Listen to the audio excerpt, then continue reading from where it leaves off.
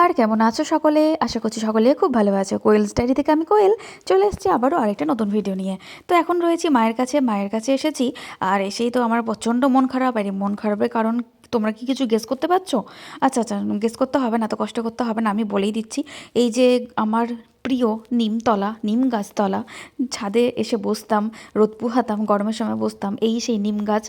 মানে গাছগুলো কাটেনি, যত ডালপালা ছিল সব কিন্তু কেটে ফেলা হয়েছে, ঠিক আছে। আর কি বলবো, একদম ফাঁকা ফাঁকা লাগছে জায়গাটা। আর আসলে সত্যি কথা বলতে নিম পাতা পড়ে পুরো ছাদ আমাদের নষ্ট হয়ে যেত, জল জমে জমে পচে যেত। বাবা একা পরিষ্কার করতে পারতো না, তাই জন্য আজকে মোটামুটি 2 থেকে আড়াই বছর পর এই নিম গাছের প্রত্যেকটা ডাল কেটে ফেলে দিল। আর একটু পরিষ্কার হলো জায়গাটা। আমার একটু মানে আলাদাভাবে একটু মনটা খারাপ, কারণ আমি অনেক সময় ছাদেই এসে বেশি সময় কাটাতাম, ভালো লাগতো নিম গাছতলায়।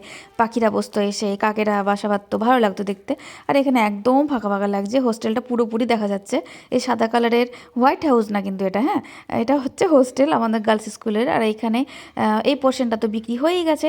আর এই পোর্শনটাতে আমাদের কিন্তু আমার পিসি, আমার কাকু, আমার জেঠু প্রত্যেকেরই কিন্তু ভাগ রয়েছে। তো আমার বাবার এখন এটা বিক্রি করার ইচ্ছে অতটা ছিল না। তবুও সবাই বলল যে যেহেতু বর্ডার এলাকায় আমরা থাকি, পরবর্তীকালে যদি বিক্রি না হয় তখন প্রবলেমে পড়তে পারে, ওই জন্য বিক্রি করে দেওয়া হলো ওই পোর্শনটা। আর পুরো ইট ফিট খুলে ফেলা হয়েছে, আম গাছটাও কেটে দিয়েছে। এগুলো কিছুদিন পর দেখা যাবে পুরোটাই ফাঁকা হয়ে গেছে, তখন একটা আরও ফাঁকা ফাঁকা লাগবে জায়গাটা। তো যাই হোক, কিছু করার নেই, জায়গা নষ্ট হচ্ছিল পড়ে। আর সত্যি কথা বলতে এদিকে প্রচুর গাছও ছিল আমাদের, 2 থেকে 3টে আম গাছ, কলা গাছ, নিম গাছ, আরও সব অনেক অনেক গাছ ছিল। লেবু গাছ তো চলেই গেল মায়ের ভোগে, কিছু বলার নেই। মানে কবে কাটবে না কাটবে তার আগে লেবু গাছ কেটে একদম সাফ করে দিয়েছে। জবা গাছ আর পিয়ারা গাছটা, লাকিলি পিয়ারা গাছটা কাটা যাবে না, পিয়ারা গাছটা থেকে যাবে আমাদের কাছে।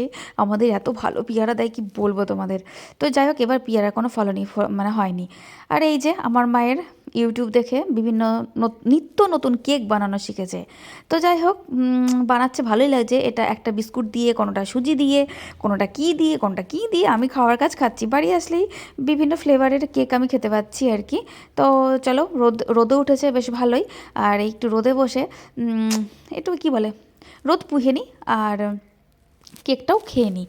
তো চলো, কেকটা বেশ ভালোই হয়েছে, স্পঞ্জি হয়েছে। আবার কোনোটা শুনলাম মা বললো যে কমলা লেবুর রস দিয়েও করেছে। বাবা বাবা, দারুণ দারুণ। আর এই যে আকাশে সূর্য মামা লজ্জা পাচ্ছে বেরোতে। তো যাই হোক, কেক তো খাওয়া হয়ে গেছে। তারপরে আমি আবার এসে বসলাম, তো মাকে বললাম যে একটু আমাকে তরকারি দিও, তরকারি হয়ে গেলে। তো তার আগে তোমাদেরকে দেখিয়ে দিই, এই যে এগুলো হচ্ছে তীর বর্গা। এগুলোও মনে হয় নষ্ট হয়ে যাবে বলে বাবা ছাদে উঠিয়ে রেখেছে। আর এবার পিয়ারার কোনো রকমই ফলন হয়নি, আগের বছর তাও হয়েছিল। এই বছর পিয়ারার কোনো দেখা সাক্ষাৎ নেই, কিছু বলার নেই, মনটা খুব খারাপ। আমাদের কাছে পিয়ারা এত ভালো লাগে, ওই জন্য সবাইকে বলেছি এবার পিয়ারা কাউকে দিতে পারবো না। যার খেতে ইচ্ছে হবে সে আমার বাড়ি আসবে, এক ফাঁক করে দিতে পারবো, ঠিক আছে। তো যারা যারা পিয়ারা ভালোবাসো আমার বাড়ি, তো তারা আমার বাড়ি অবশ্যই চলে এসো। অবশ্যই পিয়ারা থাকাকালীন এসো, পরে আসলে কিন্তু হবে না। মানে প্রত্যেকবারই পিয়ারা, গোটা গোটা পিয়ারা এদিক ওদিকে দিয়ে দেওয়া হয়, কিন্তু এবছর আর সেটা হচ্ছে না। আমি খুব দুঃখিত। আর তোমাদেরকে আমি দেখিয়ে দিচ্ছি, পিয়ারায় যে লাল লাল কাপড় দিয়ে বেঁধে রেখেছে মা, সেগুলোই হচ্ছে পিয়ারা। আর কিন্তু কোনো পিয়ারা নেই, না তো প্রত্যেকবার আমি আর মা কাপড় দিয়ে বাঁধতে বাঁধতে খাসতে যাই, হাঁপিয়ে যাই। তো যাই হোক, কী আর করা যাবে, পিয়ারা তো হয়নি, এই যে যেটা হয়েছে সেটাই খেয়ে থাকতে হবে। আর এই যে বললাম মাকে তখন একটু আমাকে তরকারি দিয়ে যেতে, তো গরম গরম তরকারি খেতে বেশ ভালোই লাগে। আর রোদে বসেই ছিলাম, তো মা আবার এনে দিল। তো চলো, তরকারিটা একটু বসে বসে খেয়ে নিই।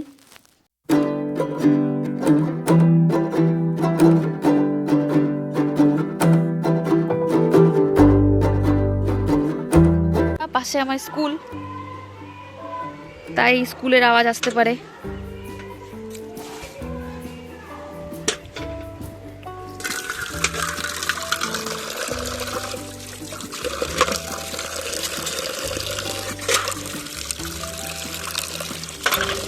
ক্লাস 12, নেমে এসো। ক্লাস 12, নেমে এসো। এসব শুনলে আমার আমার পুরনো কথা মনে পড়ে যায়।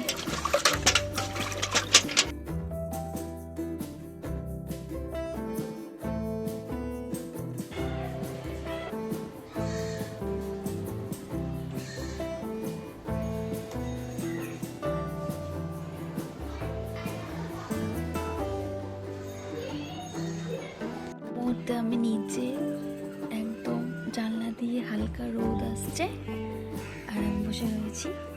ঠিক আছে, স্নান তো করেই এসেছিলাম, বাবা স্নান করছে আর বসে ল্যাদ খাচ্ছি। একটা ব্রণও বেরিয়েছে সাথে, শীত স্পেশাল ব্রণ। আর এই সোয়েটারটা যেটা পরে রয়েছি সেটাও কিন্তু আমার মাই বানিয়েছে হাতে করে। এই যে দেখো, এটা আমি বাড়িতে পরি।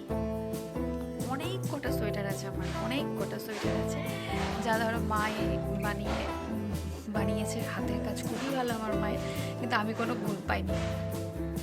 আমি শীতকালে বেশিরভাগই মায়ের হাতের বানানো সোয়েটারই পরে থাকি।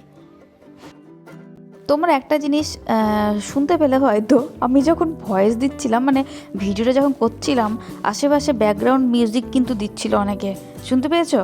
যাই হোক, শুনতে পেরে তো খুবই ভালো, তোমাদের কান বলবো আমি। মানে বিভিন্ন রকমের আওয়াজ আসছিল, বিভিন্ন রকমের, মানে একজন নেই কিন্তু বিভিন্ন ডাকে ডাকছিল, তাই না? তো বেশ ভালো, প্রথমবার তোমরা সেই আওয়াজ শুনতে পেলে আর কি। তো তারপরে দুপুরবেলায় ছাদে চলে এসেছি খাওয়া দাওয়া করতে। শীতের সময় ছাদেই আমি বাবা মা একসাথে বসে খাই। আর এই যে আমি গোলাপ ফুলগুলো একটু দেখিয়ে দিই, এত ভালো লাগছে ফুলগুলো দেখতে, কি বলবো, এত বড় সাইজ হয়েছে না, দারুণ লাগছে দেখতে। দেখো কি সুন্দর লাগছে দেখতে, কালারটাও খুব সুন্দর হয়েছে। যদি আরেকটু ভালো করে গাছগুলোর যত্ন নিতে পারতাম খুব ভালো লাগতো, কিন্তু হয় না গো যত্ন নেওয়া, জানি না কেন। এই ফুলটাও ফেলে দেওয়া উচিত, কিন্তু এখনও কাটা হয়নি, কিছু হয়নি। এই গাছেও একটা দিয়েছে, দেখো খুব সুন্দর, এটাও কালার খুব সুন্দর। আর একটা হোয়াইট কালারের আছে। প্রত্যেকবারই কিন্তু ভালোই মানে ভালোই ফুল হয়। এই দেখো গাছটাও যত্ন একদমই নেই, তবুও কিন্তু ফুল দিচ্ছে, এটাই অনেক আমাদের কাছে। আর এই গাছেও কিন্তু একটা ফুল দিয়েছে। আরও একটা ফুল গাছ আছে, সেটা হচ্ছে হলুদ কালারের গোলাপ হয়। আর এইখানে আমাদের মার্শালের জলটা মানে সুইচ অফ করতে ভুলে গেছিলাম, ওই জন্য এখানে জল পড়ে রাস্তায় ভিজে যাচ্ছে অনেকক্ষণ থেকে, ওই জন্য আমি এখানে একটু বাদ দেওয়ার চেষ্টা করলাম আর কি, জানি থামবে না। তো চলো শীতের দুপুরে একটু ছাদে বসে থাকি। আর অনেকক্ষণ ছাদে বসে থাকা বা সন্ধে হয়ে গেছে, ওই জন্য চা নিয়ে বসে পড়েছি, চা খাবো। আর মা রাত্রেবেলা রুটি করবে, ওই চাল কি রুটিগুলো হয় না, সেগুলোই করবে। তো চলো মা কীভাবে করছে একটু দেখি, ভিডিওটা থাকলে আমিও পরবর্তীকালে দেখি একটু বানিয়ে নিতে পারবো।